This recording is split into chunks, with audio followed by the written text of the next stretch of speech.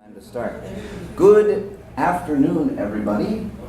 I'm very glad that you all are here to join us for a really singular event.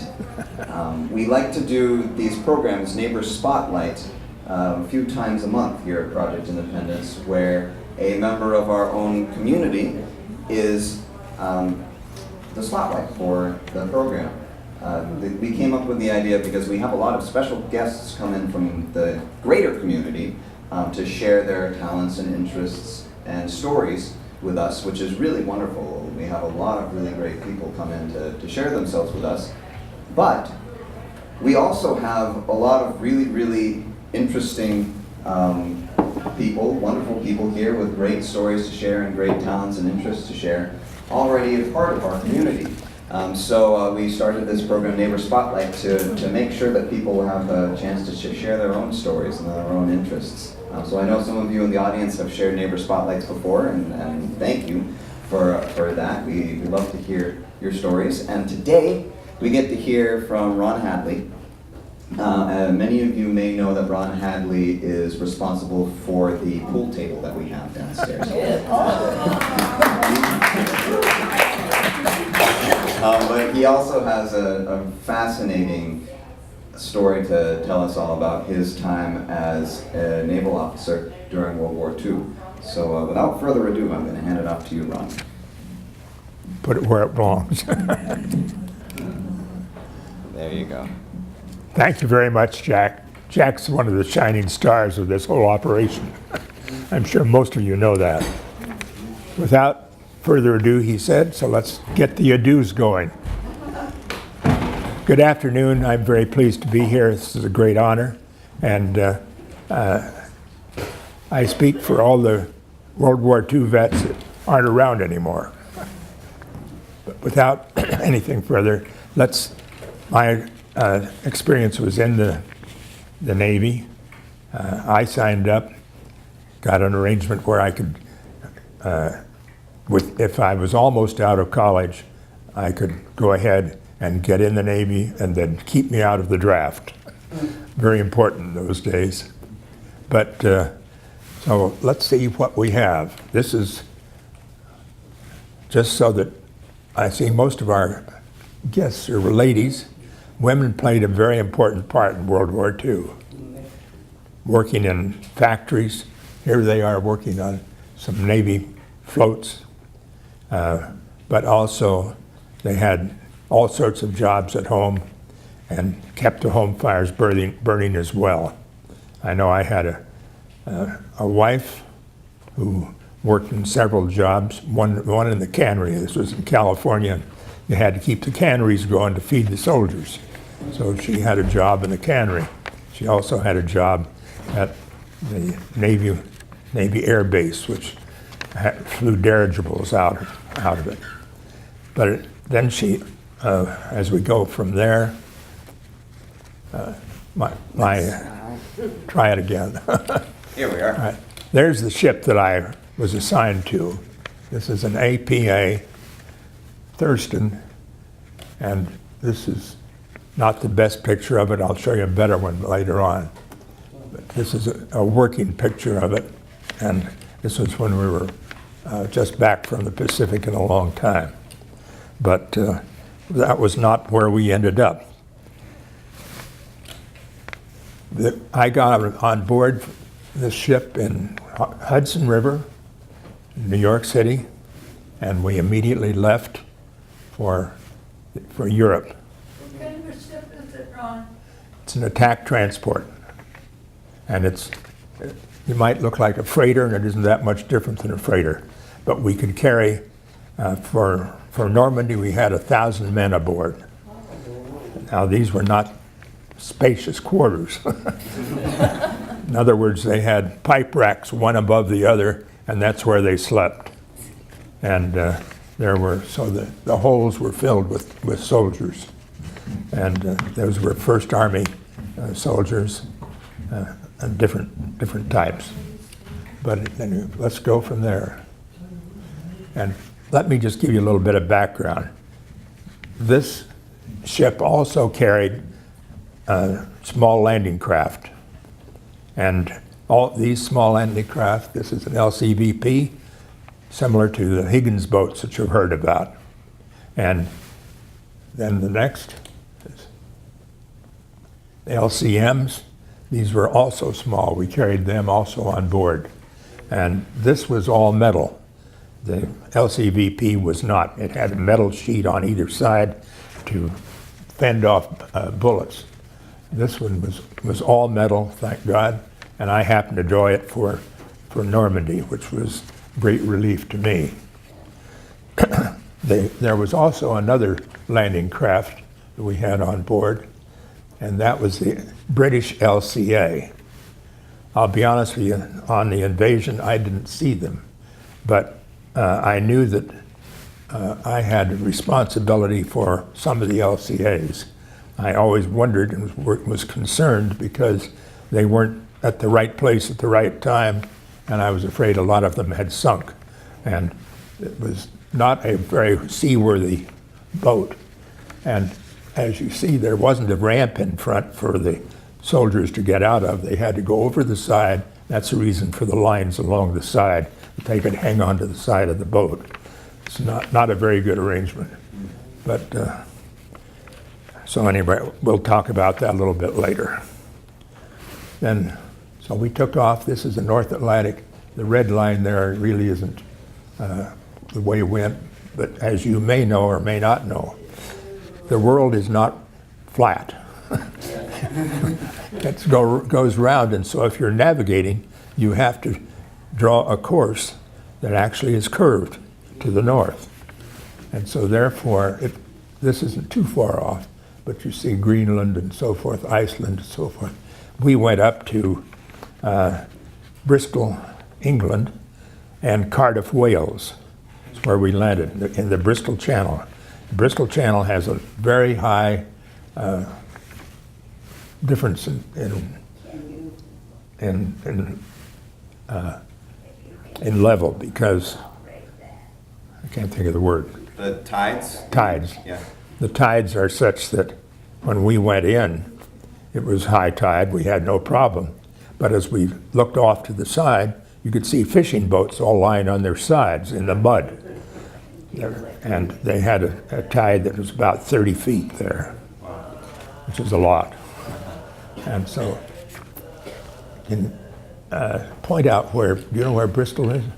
Bristol Channel. Channel, is that north of Wales or south? The south end of Wales. South end of Wales, so it's right about there. Yeah, that's very good. And Bristol is just south of that in England. Uh-huh.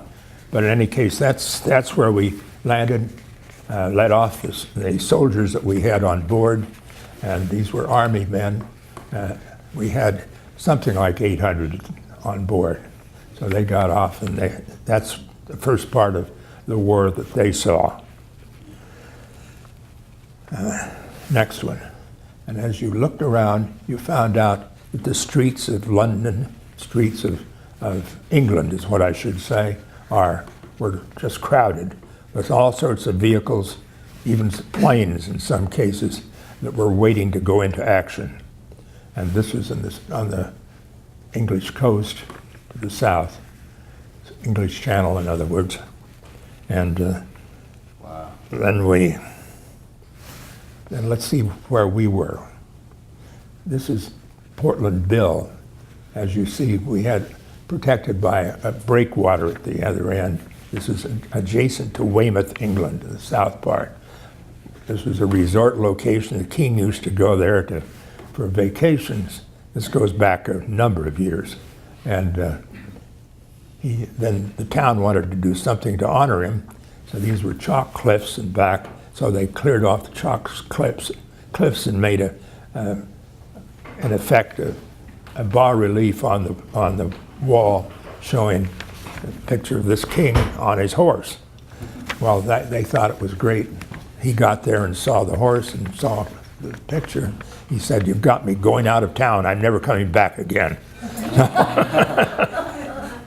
So that's what they say. That was the story anyway.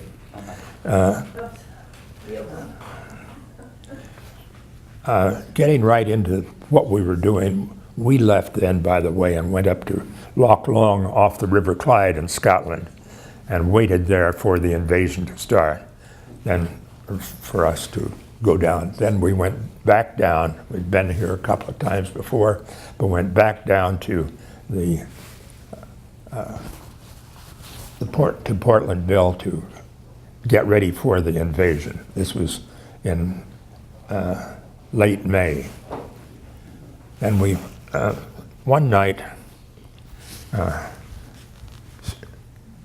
shortly before the invasion, we got word that all officers who were going to be in the invasion, going to the beach, were ordered to go to the boats and to go over to a pier which came out into that little area.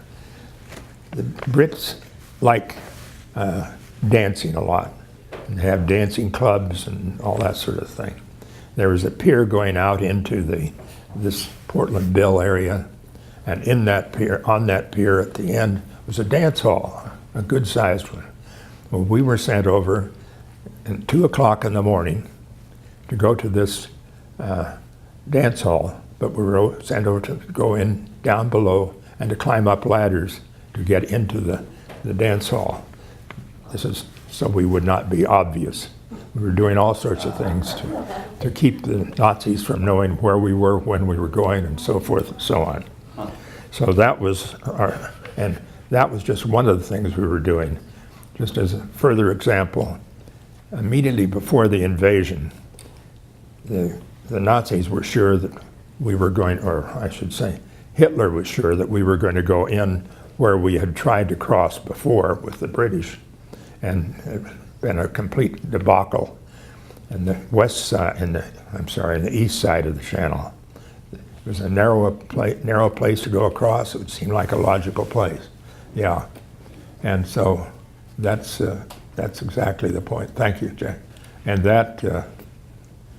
so that's where Hitler was bound we were going to go in. And let's go on to the next one. So, but anyway, when we got over there, they gave us all sorts of information. Those landing beaches, they showed us, let's go back to the one you had. We can point out where our line was. The last one to the right there. It was, see, Portland are next to the right, brown, Portland that's it. Here. Portland, yeah. And that's where we went across there and then down to the beach below. Now that's the first we had knowledge of where we were going to go.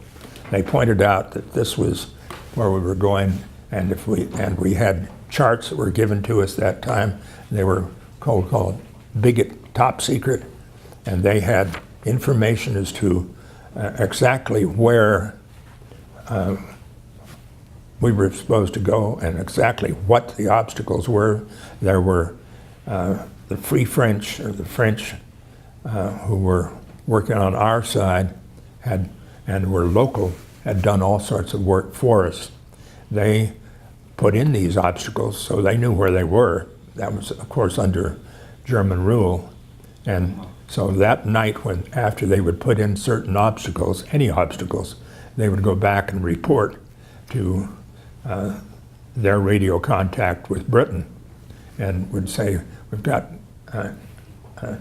we put in more obstacles in this location, and I'll show you in a minute where the obstacles, what they look like. But,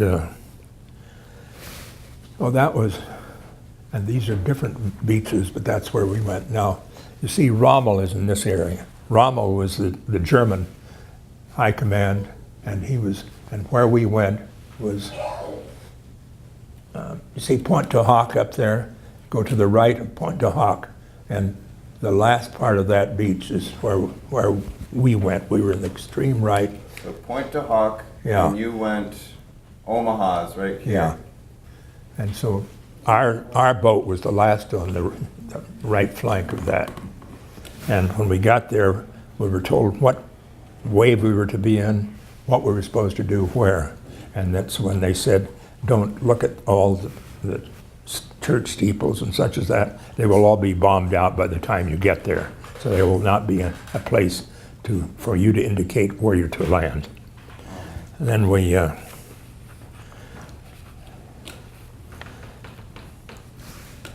Rommel, by the way, one of the reasons for the success in the area was that his wife's birthday happened to be on June the 6th.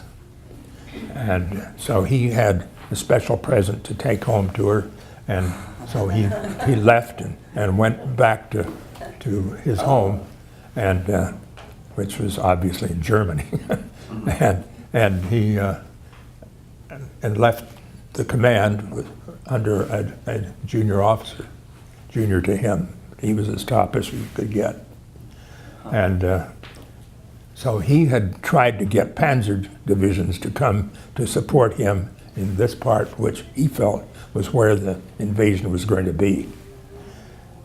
Hitler wouldn't agree to that, so he did not get the panzer divisions. They were the crack troops. So, all right, then just to show you, Pont de Hoc we just pointed out, and this was known to be a very great German stronghold, and there were cliffs going up for the invasion. The only way the soldiers could get there, and these were special forces, and they would go up, they would throw their grappling hooks above them and pull themselves up and throw themselves above again. A very dangerous thing, and they were open to fire. And so anyway, they were trying to bomb that out, and that was one of the examples of what they did there. The Atlantic Wall.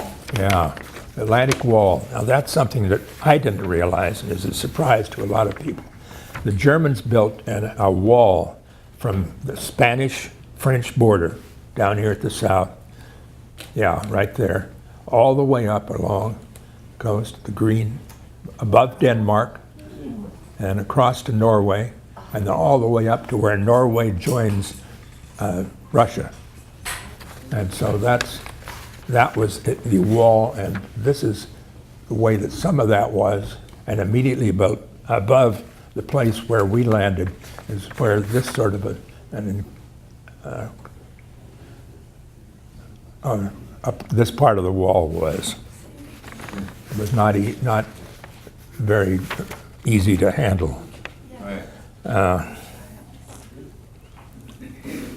All right, let's try the next one.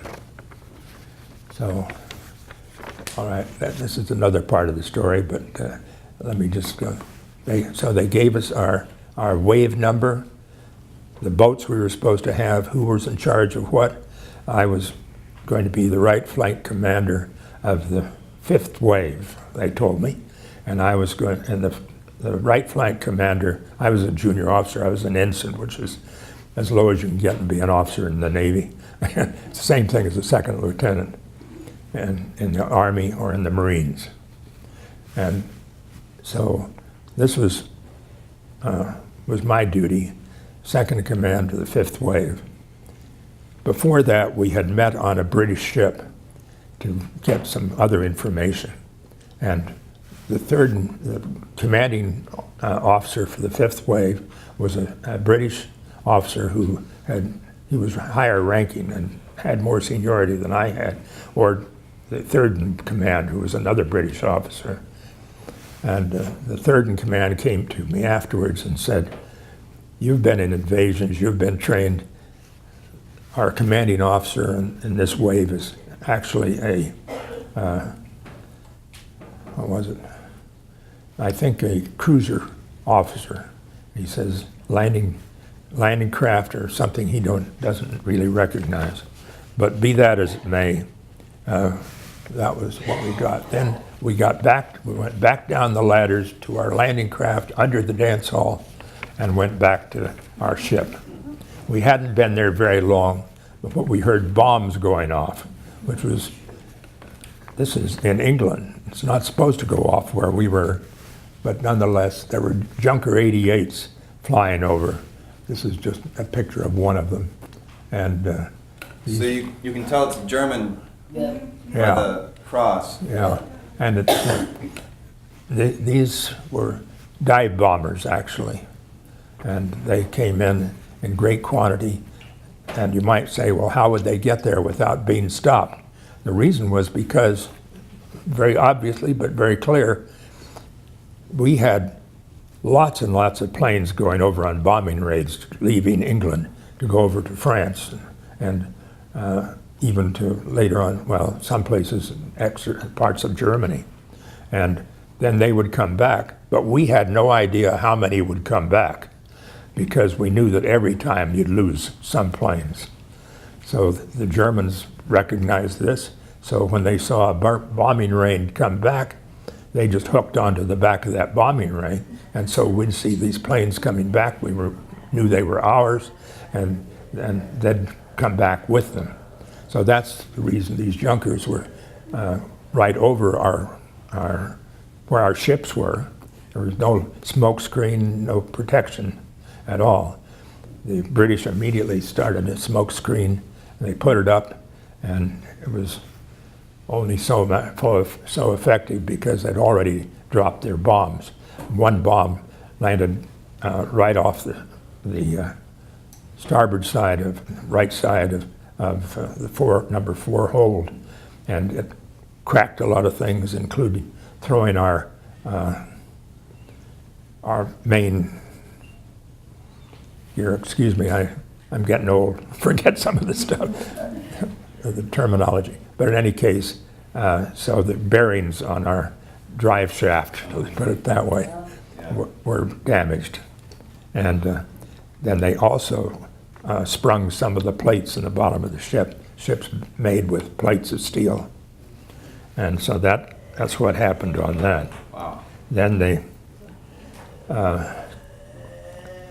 so there was a question after this attack as to whether we would be able to go into the invasion. So we sent down divers the next morning, and they said, it's not too bad. Our pumps were keeping up with the water that was seeping in. It wasn't that bad. And so that was one of the important things. Yeah. And let's take the next. This is one of the things they pointed out to us in that meeting, and this is the gradient on Omaha Beach. See, low tide is when we went in, 6:30 in the morning. Right there. Here. Then element C is the first obstacle. Element C is an obstacle that is 10 and a half feet high and has a tremendous base to the back, so if you hit it, it's not going to go anyplace. It was put in place with horses who drug it across the beach into these locations. Then you have stakes, which are nothing more than stakes coming up. Some of them are metal, some of them are just wood. But the idea would be that they would, if a boat going in, when the tide is a little bit higher, then you would see those. You wouldn't see them, but the bottom of your boat would be probably vantage. Then the logged ramp, that once again, this is higher water, and your boat would go up and might tip off to the side.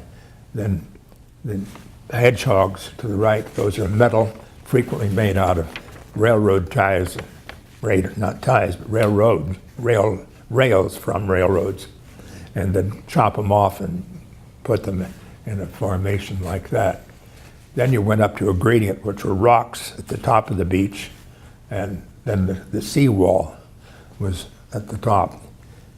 Behind that was barbed wire. That was to keep us from going up, and then to the right you'll see that the natural formation of the land went up at that point. In the place where we went there, behind the seawall, there was a road. Surprising to know that this location was a resort location for the French.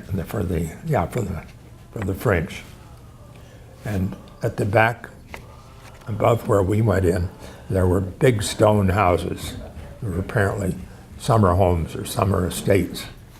And there was not any land around that we could see that was of any value.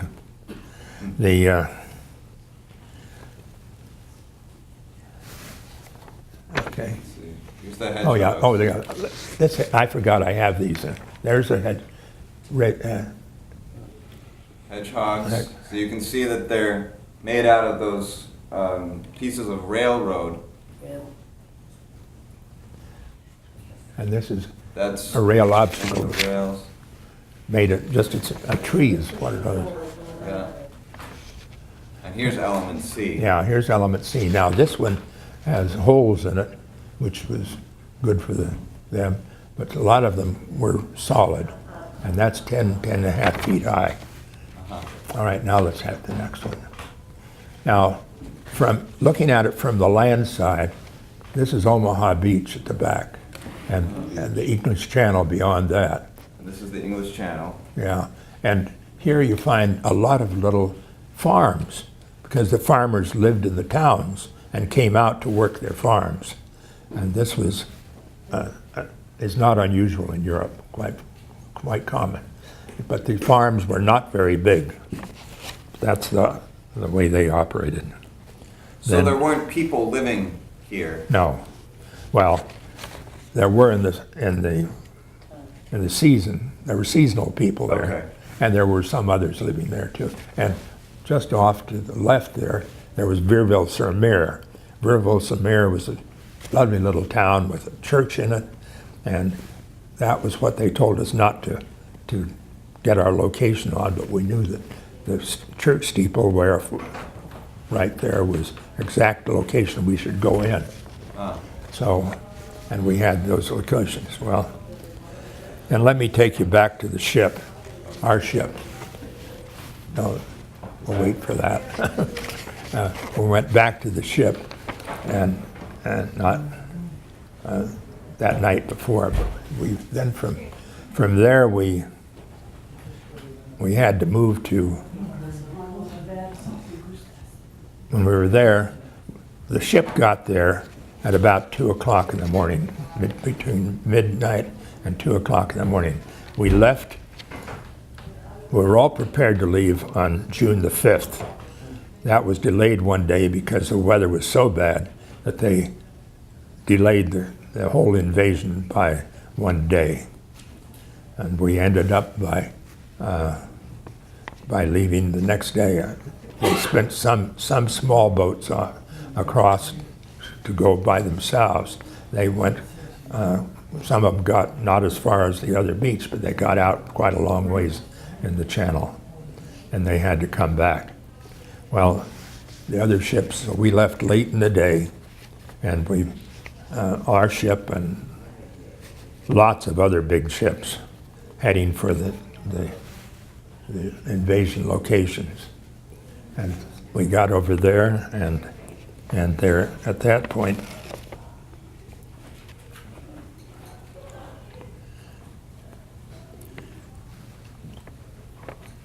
well, let's tell you about the trip in. We, at about 4 o'clock in the morning, we left our location out there. We had all the boats were in the water. We loaded our boats, most of the soldiers, and went down the sides of our ship on ladders, so-called. However, these were nets that they had to fit their boots into the rope nets, and they got down into the boats.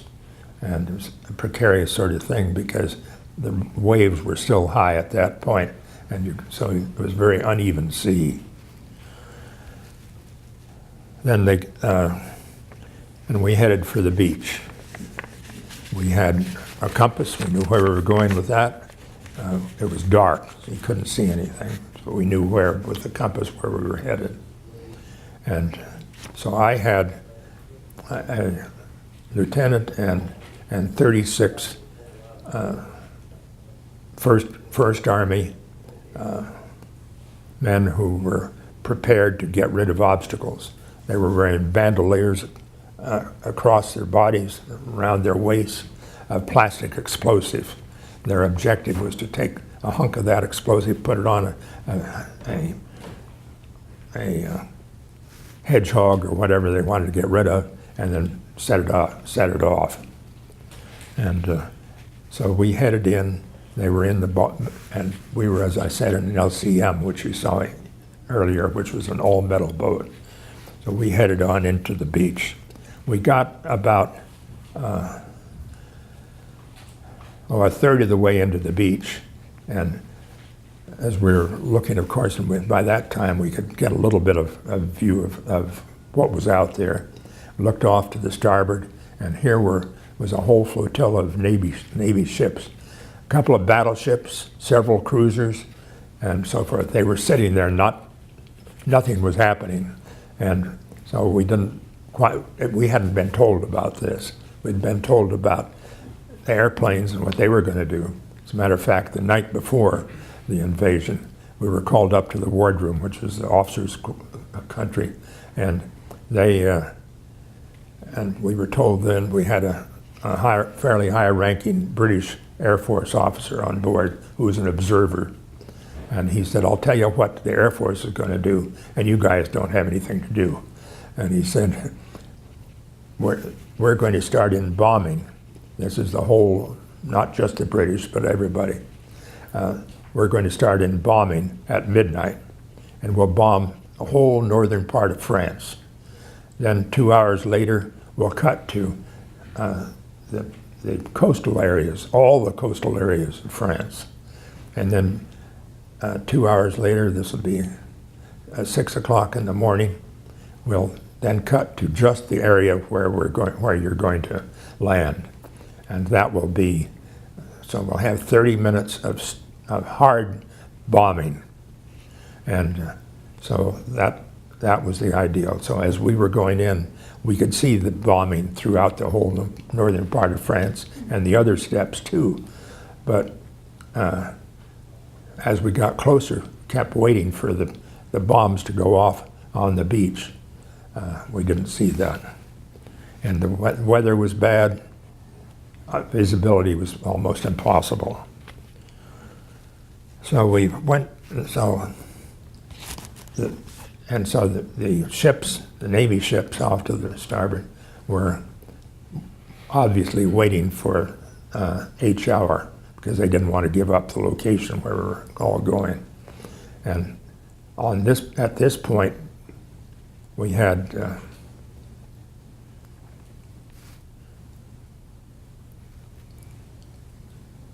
be with you.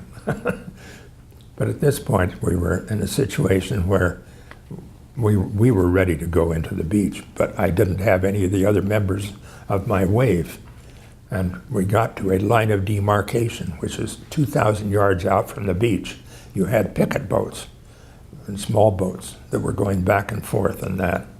And one of the picket boats came out to me, and he gave me the sign to go.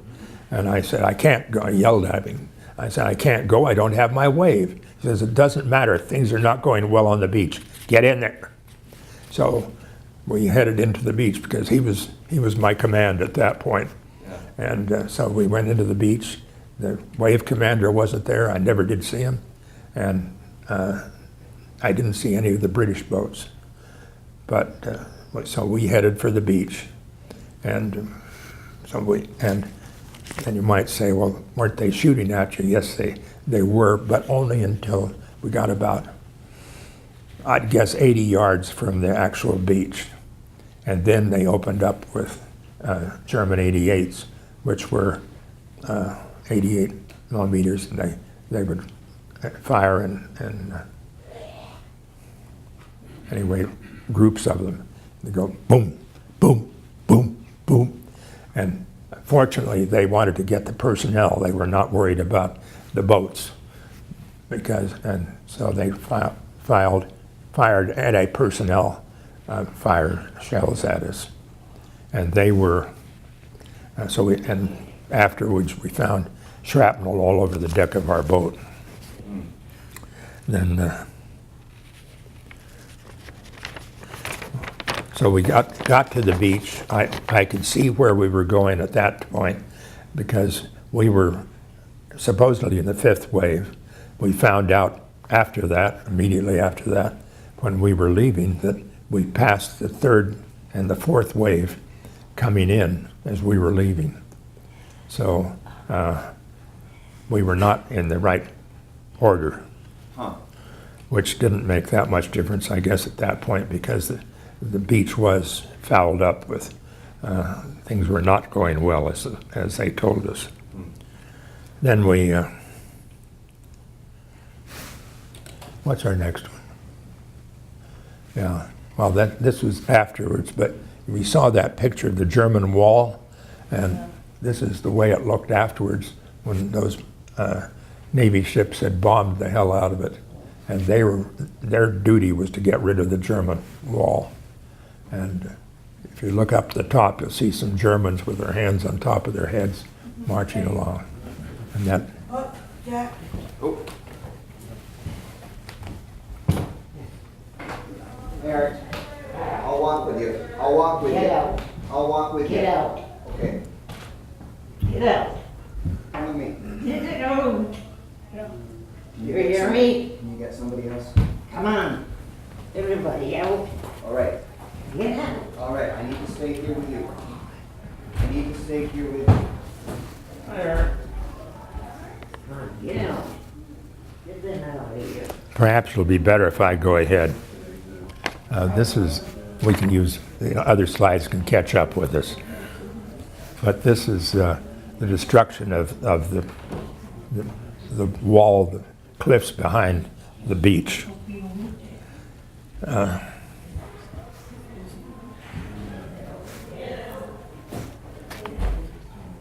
is that wall all gone now? Yes, I went back and frankly I couldn't tell where it was. I mean, this is years later. And my wife and I went back to see what was there. I have a question. Yeah, Is the Atlantic Wall still there? no, that's what's gone. Okay. I've never heard of it. No, well, it wasn't announced.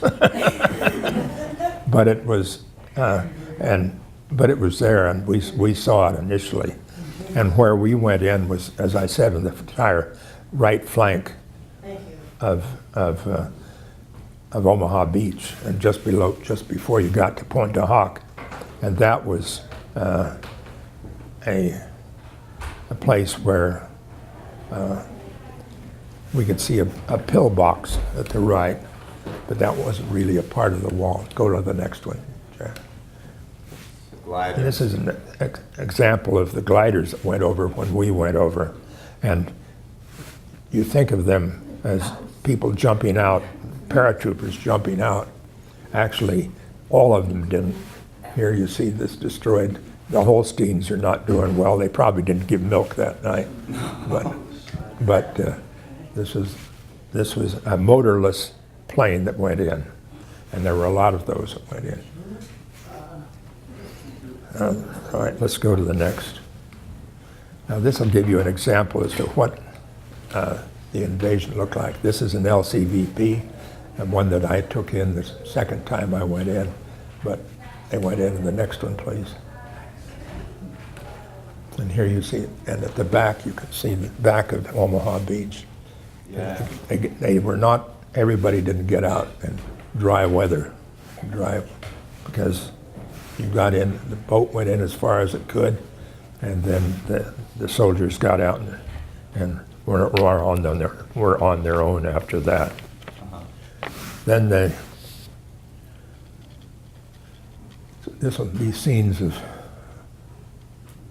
this is the gradient up the back of the beach. And go ahead. And there's the seawall. Now that part of the seawall, well, it wasn't typical of where we went in, because this shows the ground going up immediately after the seawall. In our case, it was just level for quite a little while, because there was a road that went along directly behind it. They still had barbed wire behind that. And this is where a lot of the soldiers were hung up. They couldn't get on, or if they did, they were because the Germans had machine guns in the upper stories of all these beach houses, and they were well protected because they were stone houses. Then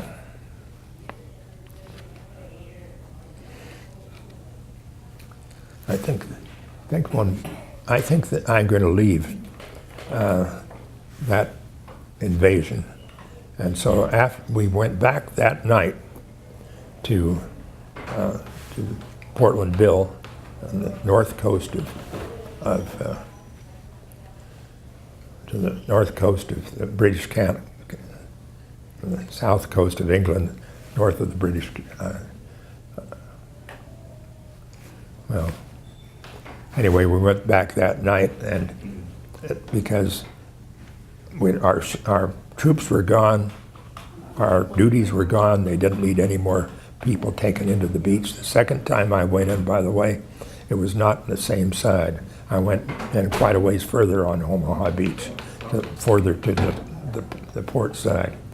And there you had a very different situation. When we went in, which you see it took us 2 hours to get into the beach and 2 hours to get back, and they had some time in between. So it was probably 5 hours later that we went back. And at that point, we had a lot of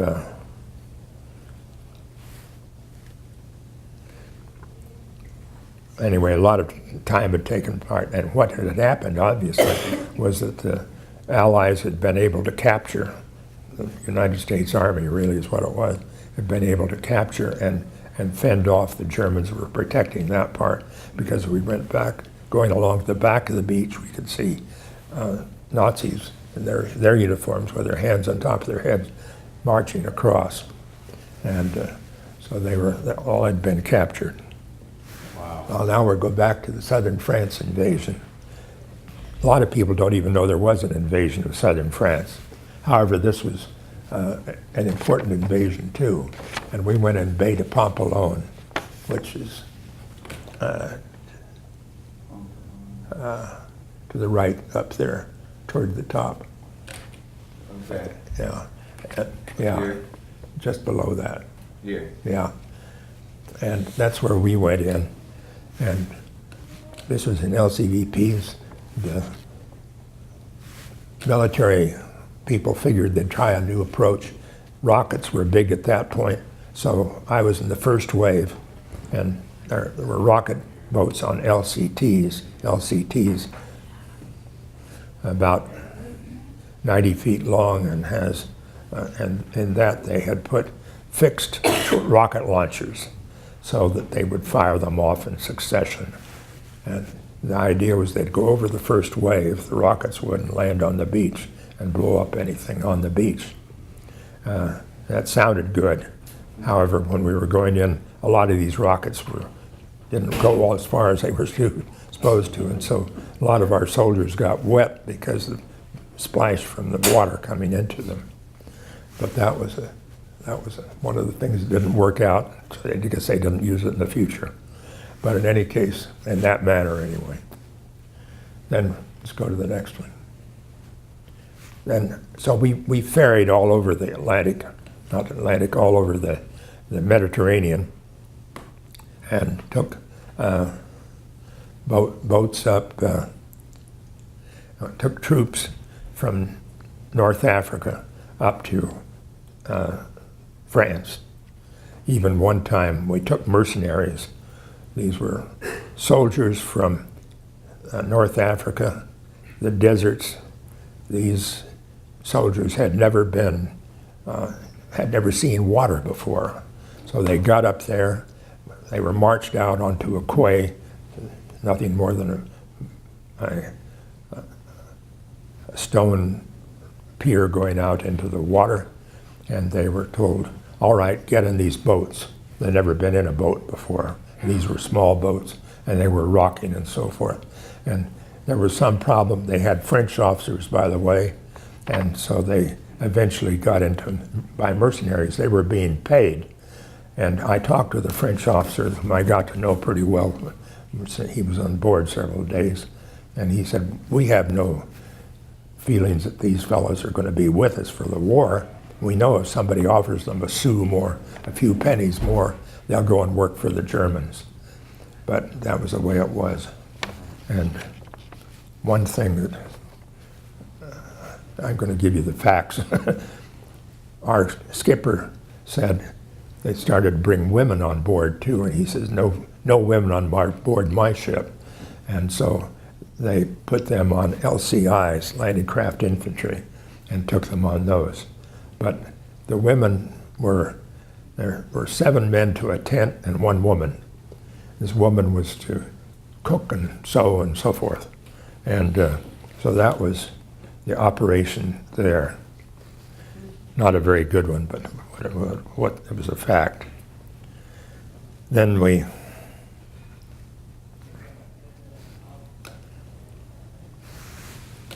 Off to the Pacific. off to the after that. Pacific, yeah. All right, let's show the next slide.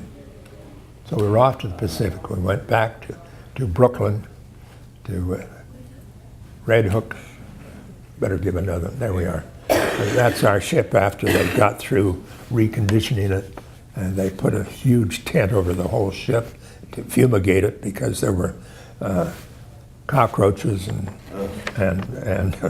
cockroaches weren't bad. There were rats and everything else on the ship. You're being out that long, it's hard to keep it other. However, in the Navy, they're very big on cleanliness, and every morning there's a notice that goes out saying, "It's Reveille, all ships, sweep down all ships and ladders," and so they're to go through, and that's what happens every morning, and they do a good job of it. So that's our ship. That's a camouflage, and if you are at a distance, that blends right into the sea, and it doesn't look like that. That looks a little stark there, but you see the superstructure is also the same. Yeah. There are booms on the top. The booms are there to pick up the boats and put them off. When we went into Normandy, we had, as I said, 1,000 men on board, but we also had a lot of extra boats. And we had boats at the rail at the top. They were all hung from those booms up above. So I don't remember now the number that were. There are also on the superstructure, there are davits that have 4 boats in each davit. They can let them off the side. That's an LCVP alongside there. There would be, all right, then we were in the Pacific now, and we went to San Francisco, and then we went from there we picked up a load of soldiers, Marines, I guess was there, and we headed for of all things I can't remember, but what was the initial Japanese attack? Pearl. Pearl Harbor. Pearl Harbor, yeah, you went to Pearl Yeah. Harbor. Do I forget that? I can't dredge all these things. But in any case, and so the orders are that the captain of a ship that goes into a new port will report to the highest officer. And in Pearl Harbor, there were lots of admirals for the captain to report to. But he went to the admiral in charge, and he said, "It so happens we have a good operation for you. We've just had one of our ships for the next invasion drop out because it has boiler problems and can't make it up to the next invasion." So we were at that point a part of the Iwo Jima invasion. And Iwo Jima. So Japan is right here, and Iwo Jima is there. Small island right south. And just to the left of it is Okinawa, which, as you know, we went into later. Yeah. What? So we went down, Oh, yes, really? and then we went down It's to on the screen. one of the other islands. Screen? Yeah, oh, yes. And you see, that shows Iwo Jima enlarged in the inset. Uh-huh. And so I'll show you some pictures of that. So that really was a classic invasion because you have all the boats going in on a flank. Yeah. And that's what a wave is supposed to look like. And so they were going into the beach. Suribachi is to the left. You've all heard about Suribachi. It's a volcano. The whole island is volcanic. And so boat, the crew I had, it was an LCVP, not the crew, but the one I was to take in was a Marine Jeep and a rocket launcher, and there's the crew.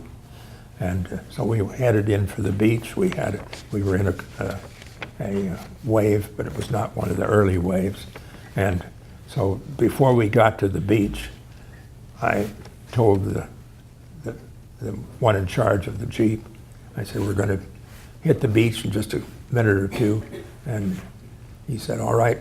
They started their engine. They really rammed up the engine to something terribly. We dropped the ramp. They really literally shot right out and hit the beach.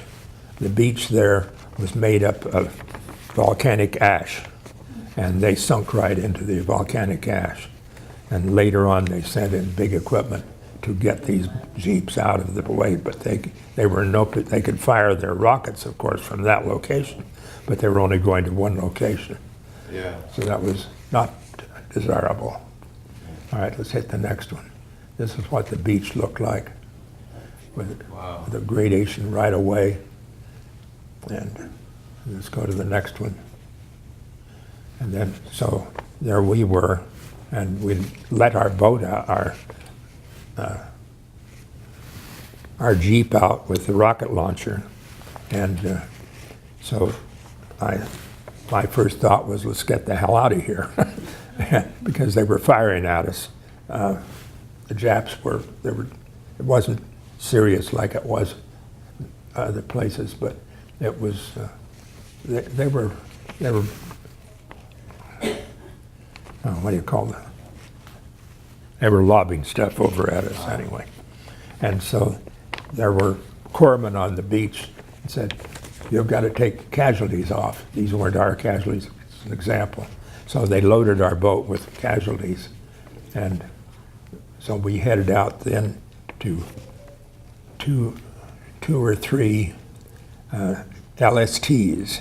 LSTs are 300 feet long, and there's the landing ship tank. However, for this particular case, they had huge red crosses on the sides of each one of those. And beside of them, they had a float, and at the back of that float, a hole had been cut out of the LST, so that you'd land alongside the float and then supposedly get rid of your wounded. However, we landed alongside, and Corman was there, and he said, do you have any any casualties, or not any seriously wounded people? And I said, I thought this one man was. And he said, all right. He jumped into the well of the boat and gave him a shot of morphine, and he said, all right, on your way. I said, wait, you're supposed to take these people. He said, we've got far more casualties than we can handle here now. You have to go out to your own ship. So I could see our ship, seemed like quite a ways in the distance, so we headed out for that. After a while, it was obvious we weren't making any headway into closing our area between the two. We got out there for a while, and I found another ship that was not moving, just to my starboard. So I pulled up alongside it, and I said, what's going on here? I said, those ships, our ships, it looks like it's going out. And somebody yelled down, had yelled up to the bridge on their ship, and he said they have. He said they're all gone out for the night because they're afraid of the kamikazes coming in and knocking us off. So he said they're all gone out to sea. And I said, what am I going to do with my casualties? And he said, we'll pull you up alongside, which was very good of them. So they really was, because they pulled us up to the rail of the ship, and they took out all our casualties. And they said, if you want coffee, wardrooms there, the cruise messes on the other side. So we headed out for there. I headed for the wardroom, and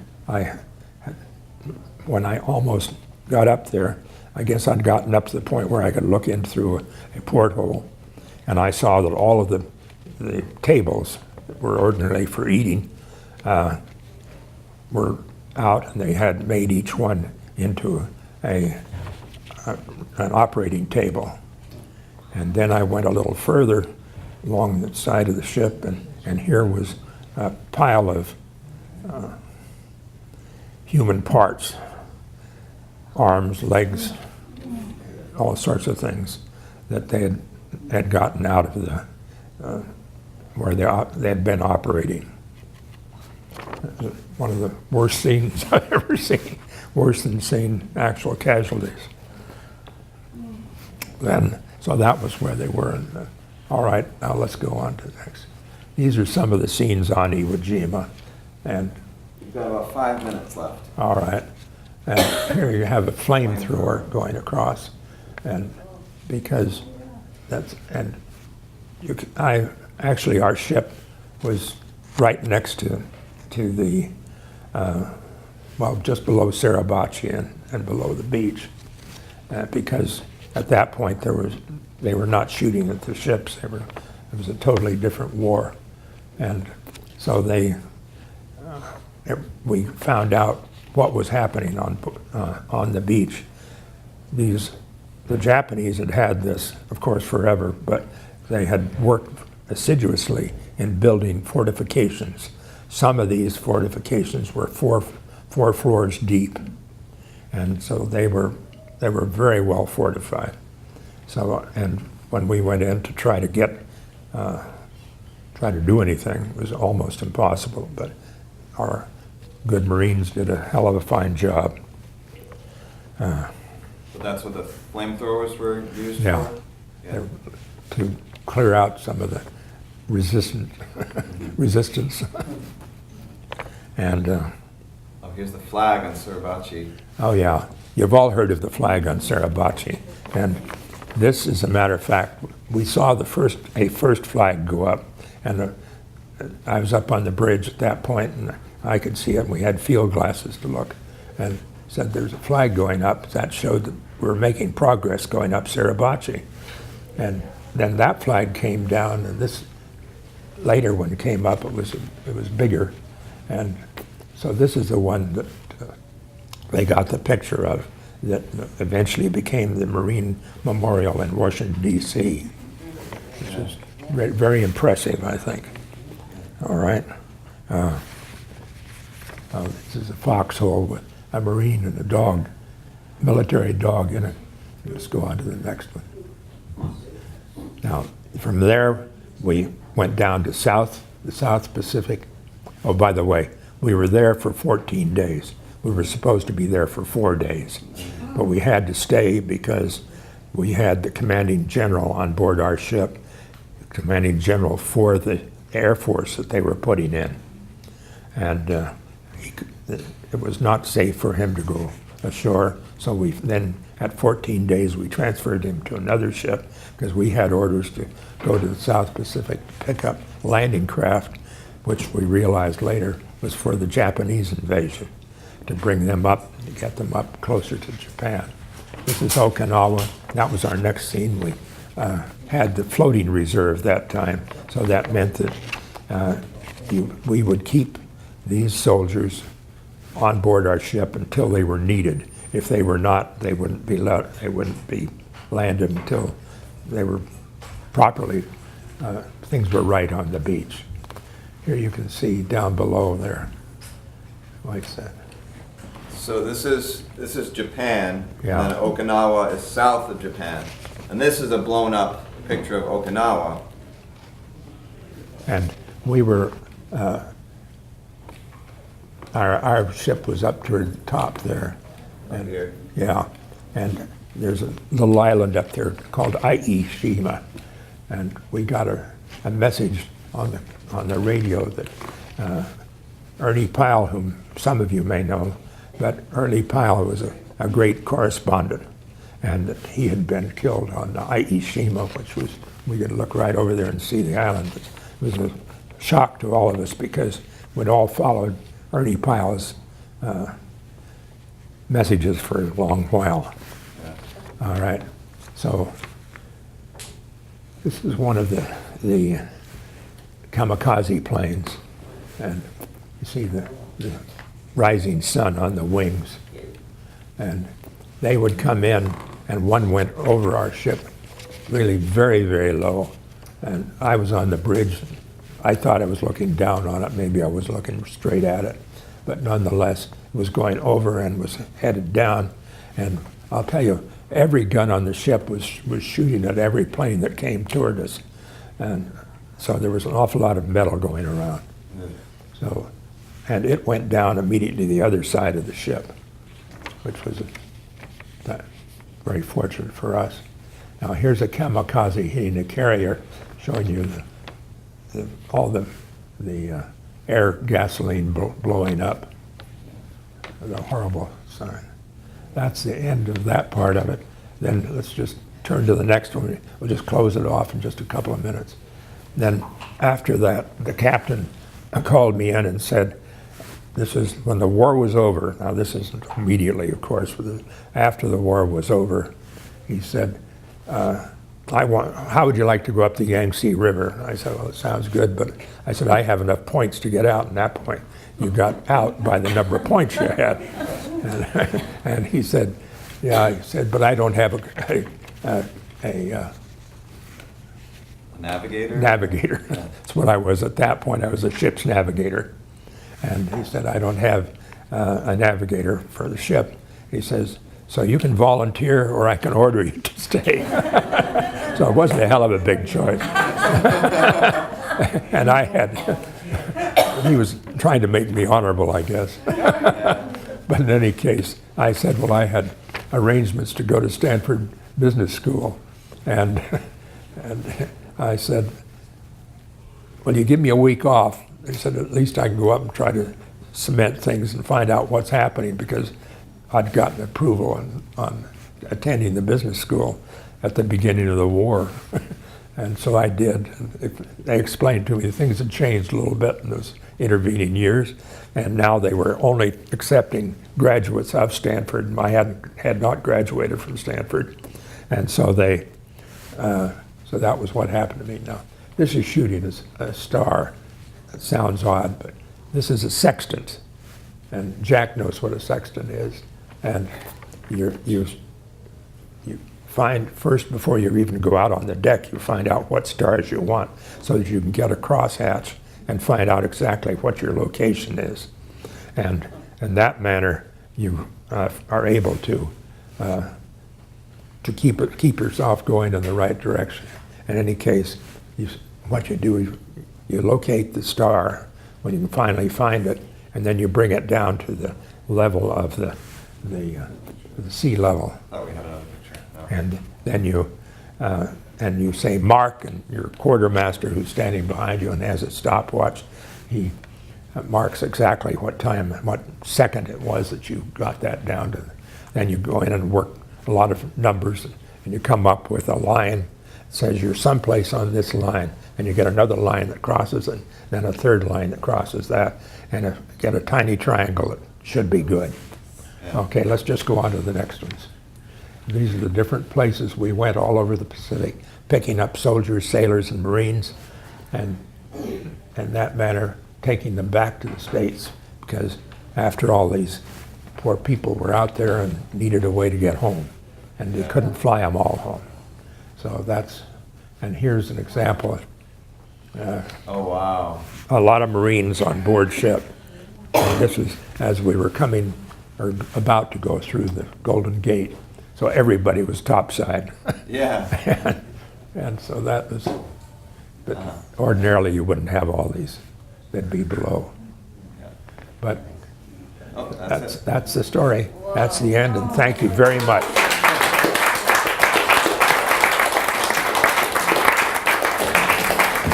Well, we are over time, but I wonder if anybody has a question or a comment for Ron before we head to supper. Adele? Did you ever get injured in the war? I didn't get the question. Did you ever get injured in the war? No, fortunately, thank you. No, I did not. They shot at us a lot in Normandy. Really, I avoided anything beyond that. And one more question. Alice, you got something I to say? had 5 months in that room. One came home the bullet went through his into his face. He was an army 18. And one was a neighbor. They never found his Now, how many of you, like Alice, have either served in World War II or have family who served in World War II? So there are lots and lots of stories that really ought to be heard, like Ron's has, and we ought to keep telling those stories and listening to those stories. But thank you very much, Ron, for sharing yours. And I'd like to just add, we have Patrick here today, and Patrick was a Vietnam War veteran. And as far as I was concerned, the Vietnam War was as bad or worse than anything else, because you had them fighting in jungles. We got 3 people here that enjoyed it. The same.